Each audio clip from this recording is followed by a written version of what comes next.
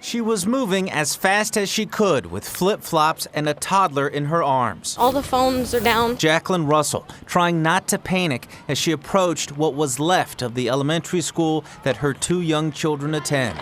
In the parking lot, shell-shocked kids being carried by teachers, holding T-shirts on head wounds, and being treated right on the spot. There's kids that want their mother and their father, and I can't console them in that. The sights surrounding them didn't offer any comfort. The only thing to indicate that this was once a school, the battered playground equipment. That this was in fact their hometown, the water tower in the distance. Across the street, neighbors digging through the rubble of what was the house of Paula and Jerry Mars.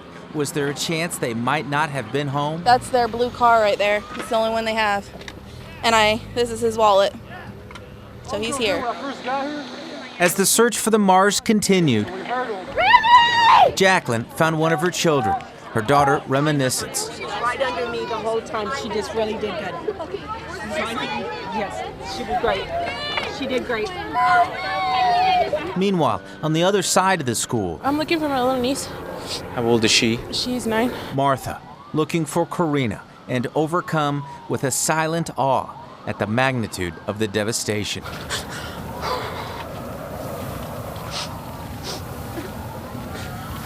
The area she's looking at is where rescue workers would be focusing for the next several hours, eventually roping the location off around twisted beams and splintered trees.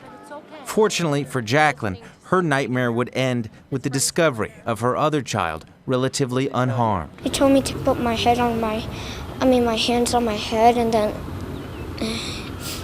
then the storm came, and then it tumbled on me, but I didn't get hurt that much. A momentary sigh of relief in a landscape of oblivion. I'm just worried about the kids that are still in there. Bert Mumolo, Tulsa's Channel 8. Hey, Congress. Hey, Congress. Hey, Congress. I pray this ends soon. All right. I'm personally affected by it. I'm a veteran. I just relocated from elsewhere. I need to move my veterans health care enrollment here. And as far as I know, I can't do that right now. I don't even know if it's really if there was a point to the shutdown. Hey, Congress. Sad, sad day in America when our elected officials are playing games and playing politics with the very people that sent them to office. Wake up, Congress. We got another thing coming up, the debt ceiling, and I got the feeling that there will be a big squabble about that as well. Hey, Congress. I think my thoughts on the shutdown are best reflected by what my kindergarten teacher taught me, which was play nice with the other kids. It would be nice for people to be able to go back to work and for friends and family that I know of to be able to get their jobs back. It's like 800,000 people without jobs now, and that's people with families, friends, bills they have to pay. I watched my dad work for the same company for 30 years, and looking at our country now, I don't think that's something that my generation or her generation is even going to have the options of. Hey, Congress, let's get serious. You can't negotiate with a gun to your head, and that's what effectively the Tea Party caucus in the House is doing, putting a gun to our heads economically. We got government employees who are either A, not getting paid, or B, getting their pays delayed. Let's put these people back to work. Let's go ahead and increase the limit on the debt ceiling. And let's get Congress moving again, and let's get this country moving again. Sincerely. Sincerely. Sincerely. Roxanne Baker. Austin O'Neill. Jack Henderson. Sincerely, the Palmers.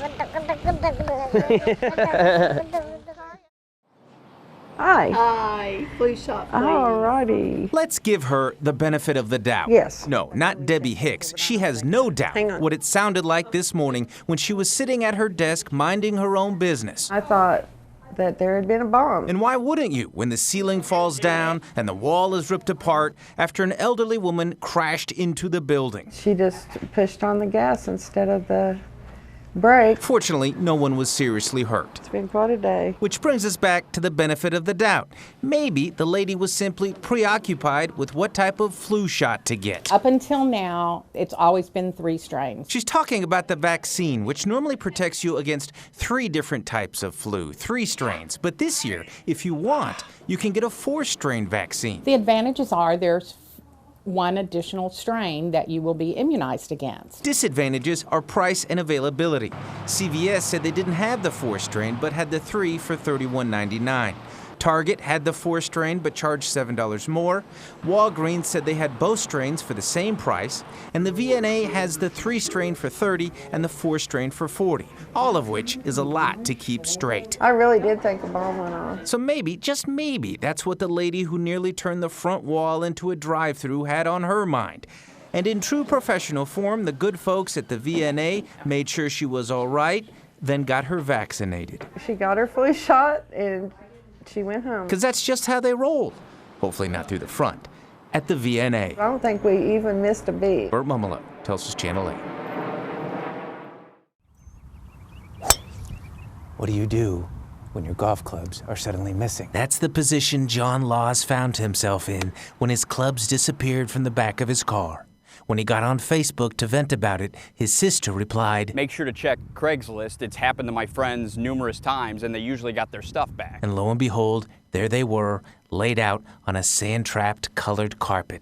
At first, he thought maybe he'd confront the thieves himself, but then figured they had no problem robbing your car. Who's to say they won't do the same thing right to your face? So we called TPD instead. We arranged a meeting with the person posting it. But just because they recovered the clubs didn't mean John had proved they were his. Which leads us to a familiar refrain cops often give when it comes to identifying your property. Mark it somehow, some way to where you can say, I know there's a mark in this specific place and that nobody else would really know about. I didn't put any specific markings on them deliberately. Or did he? See, John isn't the best golfer in the world. And sometimes One of my drives that don't go the right way, he goes a little crazy. And there it was, like the perfect drive down the fairway. Exhibit A. Right there. The dent. Me, of all people, a mark of frustration that led to salvation. Whether it's an accidental marking, whatever, anything that helps us say, yes, that makes sense, that's yours. Quiet, please. For John Laws, I'm Bert Mumolo, Tulsa's Channel 8. Okay. It's one thing to look at the damage a tornado can cause after the fact. It's another thing altogether to watch it happen 50 feet away. It was probably the scariest thing I've ever been through. Alan Black, along with 6 other people and 4 dogs, packed themselves into this shelter and witnessed fury. When the tornado hit, the door flew open and we actually saw my brother-in-law's house fly off the foundation. We saw it go over us. Gina and her husband had also raced down to that same shelter. All I could do was pick up my dogs and go. It was scary. It was very scary. But they weren't able to take all of their pets. Shelters, after all, are small. And left behind out back in his now destroyed pen was their pet pig, Frosty. I've had him since he's 6 weeks old. It can be hard to find anything left in the wake of a tornado, with everything jumbled and piled and buried. But fortunately, Frosty kind of stands out. Pigs are tough, and they're smart too. That helps. At 500 pounds, he's well known in these parts, and now he's a bit of a legend. Yeah, he walks on a leash, but yeah, he was up on the roof. Evidently, he was thrown down. He was limping on his back left leg when I got him last night. It can be tough to find the silver lining in a disaster. But apparently, there's nothing tougher than a quarter-ton pig named Frosty. We need a little laughter sometimes, I think. Frosty, I'm glad you're all right. Bert Mumolo, Tulsa's Channel 8.